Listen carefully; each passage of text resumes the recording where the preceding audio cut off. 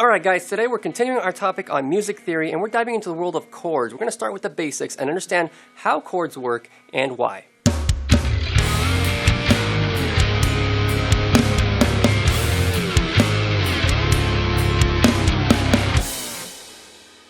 So what's a chord? Simply put, a chord is just two or more notes played at the same time.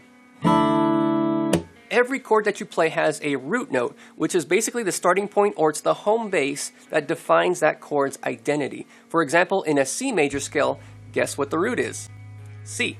So now that we know what a root is, let's play and build an easy chord by adding something that always sounds good with the root note, and that's the fifth. So the combination of the root note along with the fifth creates one of the most stable and satisfying chords you'll ever hear in music. When you pair them, the root note and the fifth, it's like peanut butter and jelly. They just go together. The fifth is often described as a chord that sounds solid and strong, easy to build a foundation on. It's balanced, it's open and consonant, and it just sounds pleasing to the ear. Now, we're not going to get into the science of the frequencies and all that and why it sounds so good together, but basically when your brain hears it, it's like, yep, this is what music should sound like. Now, if you've heard the term power chord, that's what it's referring to, is the fifth chord. Now, finding the fifth on the guitar is really easy. You play the root note, whatever that may be. We're going to play a G, and we're going to move 2 frets up, okay, but 1 string down. So we play those together. Now just remember this shape and you're golden. This can be applied to anywhere on the fretboard. So we're going to use an example here. We're going to play the C note and we're going to find the fifth. So it's just 2 frets up and 1 string down. Now play them together. Now that's a C power chord, or C fifth. Alright, let's play a D power chord. So D, and then 2 frets up, 1 string down. Now let's play an open string power chord. Let's play the E. So root note E, 2 frets up, 1 string down. So here you just unlock the secret of the bread and butter of every popular rock and metal song ever. So now we're going to talk triads. No, it's not an underground organized crime syndicate. A triad is actually composed of 3 notes: the root, the fifth, and the third. So adding the third is where the mood is added to a simple fifth chord. It's the difference between sounding happy or sad, simply put. So the major third is 2 whole steps from the major third is 2 whole steps up from the root. So let's find that by using the G as the root. So 1, 2, 3. So there's your major third. Now obviously we can't play the root note G and the major third B at the same time because it's on the same string. So we got to find it elsewhere. So as we talked about in our scales video, we can find octaves by finding it elsewhere vertically on the fretboard. So if we find that, we're going to find that octave. And that is actually right there. Same note, just an octave higher. We're going to play the root note, and we're going to string skip 2 strings. 1, 2, and here's that B note. Play those together. So when I string skip like this, I use the flesh of my finger to mute the strings between the strings I'm playing. So I'm playing this one, and muting with my finger, and finger picking the 2. So technically we play the G major chord, but let's add the fifth. So if you remember that shape, now we're going to add the third. Now for this one we can use 3 fingers and finger pick. Nice. Or we can mute the other strings by just using the back finger and just placing it on the other strings. Now this is good practice for actually muting strings that you don't want to be played to create certain chords and to eliminate other strings from playing that you don't want played. So keep practicing that. So only those 3 strings are ringing through. So now I'm going to take it a step further and add more notes to this chord, but still adding the same notes of this triad. Now I'll show you what I mean. G. Now if you notice, we're not playing that 3rd string, but now we are going to be. So we're going to add our pinky and add the octave that we talked about that in the last video. Same note, just an octave higher. So that along with the fifth. So practice that. Now once you get that, add the third. Nice. So let's try strumming that. Very nice. So we can actually add 2 more notes to this that are still part of this triad. Now if you notice, we're not playing these bottom 2 strings, we're actually muting them. But if we did, 2nd string, 3rd fret is actually the same note as the 5th. That's just an octave higher. Same note. And we can actually have the bottom string as well, same fret, the 3rd fret. And that is our root note. And that makes sense because if we think back, our standard tuning is E, also E. So whatever we play here is going to be the same note here.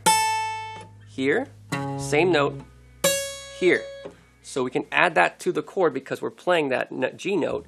That means that that bottom note is going to be a G as well. So now we're still playing the triad, even though we're playing 6 strings.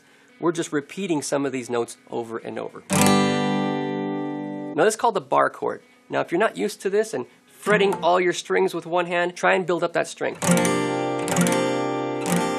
you're going to need to build up a little bit of strength here, and you might cramp up a little bit, but just kind of massage that out. Try it again.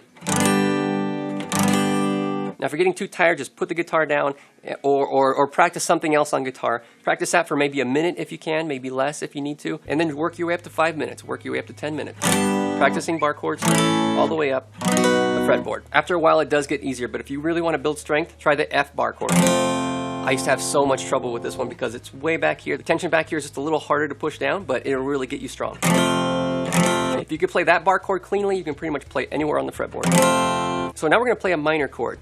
Now if we use that formula of the minor scale that we talked about in the last video, it's whole step, half step, whole step, half step, but we just need the third, so we're not going to go that far. So it's 1 G, 2 A, half step, A sharp. So we need to find that A sharp elsewhere on the fretboard because we can't play those two notes on the same string. So we already know where our major third is, elsewhere on the fretboard, we found that. Now this is half step down from there. So go half step down. Alright, so using our bar chord, we know that the third is here. All we have to do is remove our middle finger. Now we're playing the minor third along with the fifth and the root note. So this would be called the G minor triad, but it's more commonly known as the G minor chord. So as we heard with the G major, sounds cheerful, sounds happy, sounds like it's smiling at you, while the G minor sounds like it's writing poetry in a rainstorm while watching Marley and Me. Let's play another version of the G major chord. Now this one's actually easier. We're going to play the root, G. Now for this one, I want you to play the major third, which is not here, but we're going to look for that note here.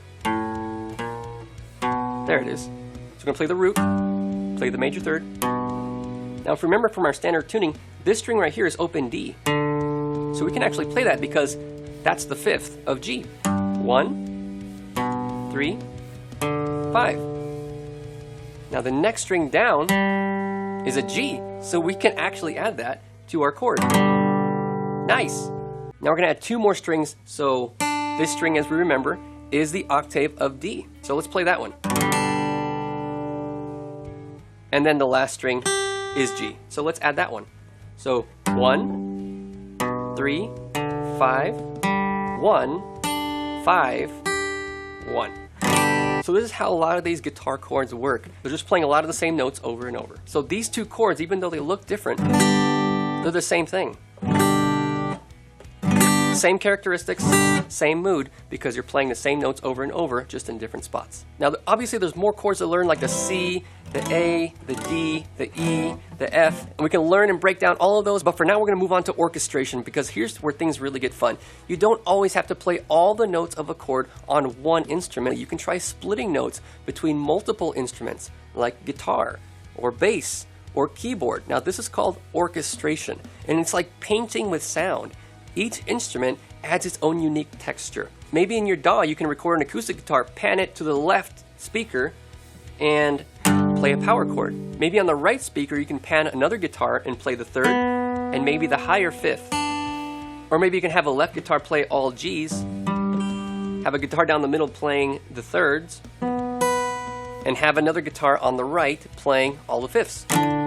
Between all these guitars, they're playing the G major chord, and depending on how you do it, they're probably going to complement each other, and they might even sound nice and full and amazing. So these are the basics of the major and the minor chord. Next lesson, we're going to build on this knowledge and talk rhythm.